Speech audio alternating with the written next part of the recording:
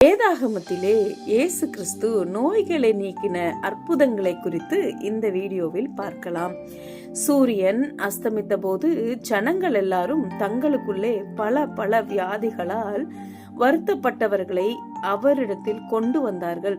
அவர்கள் ஒவ்வொருவர் மேலும் அவர் தம்முடைய கைகளை வைத்து அவர்களை சொஸ்தமாக்கினார். லூக்கா 4 அதிகாரம் 40 காது கேளாத செவிடரை கேட்க செய்தார். வேதாகமத்திலே மார்க்கு 7 அதிகாரம் 31 முதல் 35 வரை உள்ள வசனங்களில் நாம் வாசிக்கிறோம். வேதாகமத்திலே இயேசு கிறிஸ்து குருடரை பார்வை அடைய செய்தார்.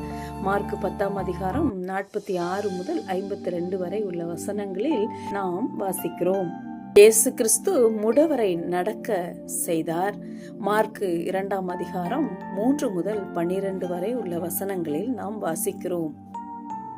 இயேசு கிறிஸ்து பேச இயலாத ஊமையனை பேச வைத்தார் என்று மத்தேயு 12 அதிகாரம் 22 வசனத்தில் நாம் வாசிக்கிறோம்.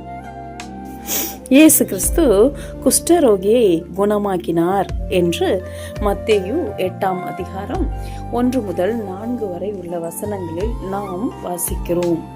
இயேசு கிறிஸ்து கடும் ஜுரத்தில் இருந்த பேதுருவின் மாமியை குணப்படுத்தினார் என்றும் அவர் எழுந்து அவர்களுக்கு பணிவிடை செய்தார் என்றும் லூக்கா 4 அதிகாரம் 38, 39 வசனங்களில் நாம் வாசிக்கிறோம்.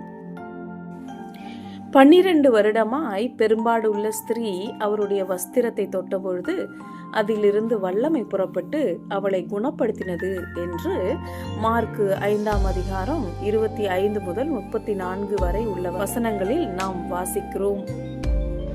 இயேசு கிறிஸ்து சூம்பிய கையை உடைய ஒரு மனிதனை சுகப்படுத்தினார் என்று மார்க்கு 3 அதிகாரம் 1 முதல் 5 வரை உள்ள வசனங்களில் நாம் வாசிக்கிறோம்.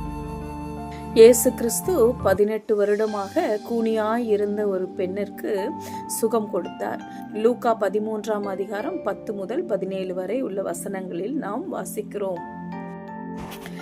இயேசு கிறிஸ்து திமிர்வாதம் கொண்டிருந்த ஒரு மகனை சுகப்படுத்தினார். மத்தேயு 9 அதிகாரம் 2 வசனத்திலே நாம் வாசிக்கிறோம். இயேசு கிறிஸ்து சந்திர ரோகியாயிருந்த ஒரு மனுஷனை சுகப்படுத்தினார். லூக்கா 4 அதிகாரம் 41 வசனத்திலே நாம் வாசிக்கிறோம். இயேசு கிறிஸ்துவை கைது செய்ய வந்தபோது பேதுருவால் காது வெட்டப்பட்ட மல்கூஸ் என்பவனை ஆண்டவர் சுகப்படுத்தினார். மத்தேயு 26 அதிகாரம் 51, 52 வசனத்தில் நாம் வாசிக்கிறோம்.